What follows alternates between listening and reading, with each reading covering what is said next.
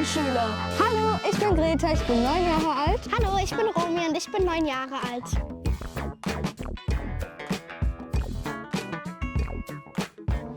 Das ist der Ökogarten. Danke. So, hier geht's rein.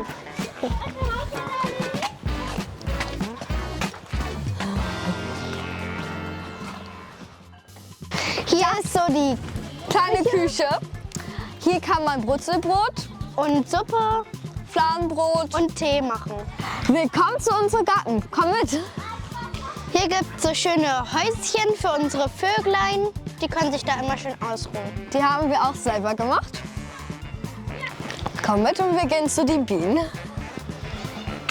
Hier oben sind die Bienen. Da kann Da man, gibt es halt immer richtig leckeren Honig. die man auch spendet, und damit man es kaufen kann. Halt ja. Das ist die kleine Windmühle bei uns.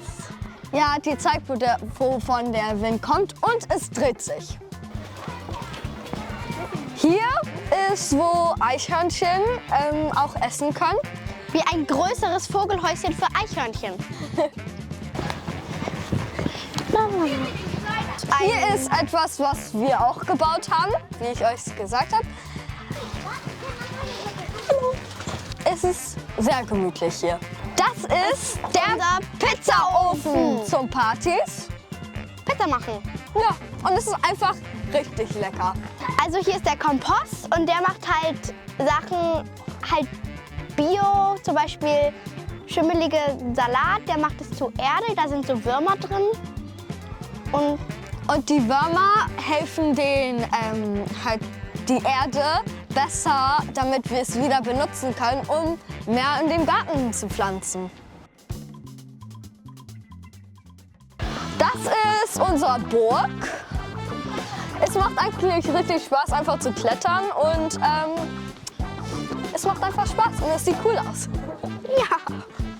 So, Hier ist so unser Loch, was wir ausgegraben haben. Hier soll später auch ein Teich hin, ein großer. Ja, und es ist richtig toll, weil hier war mal ein richtig großer Baum, aber er ist leider gestorben. Halt, und deswegen haben wir was Gutes rausgenutzt und jetzt wird es ein Teich. Man kann jeden Tag einfach weiter graben und graben. Ja. Auf Wiedersehen, au revoir, Artesia.